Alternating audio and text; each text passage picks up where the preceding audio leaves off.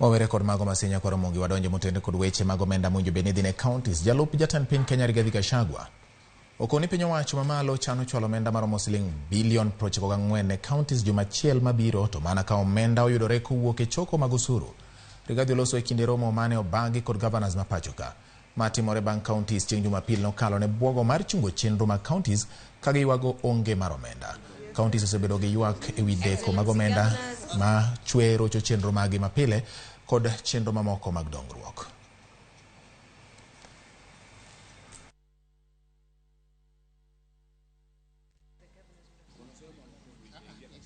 The amount disbursed so far is 305 billion, and we still have an outstanding 94 billion that is owed the county for the months of April, May, and June.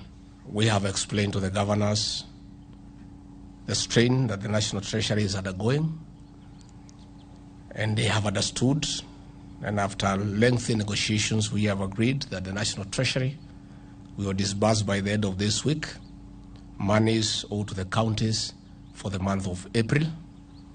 We have further agreed that by 19th of June, the money owed to the counties for the month of May will be disbursed. The National Treasury has given a commitment with no guarantees that we shall do whatever is possible to try to raise the money for June before the end of the financial year. But if that is not possible, the counties have been requested to bear with us.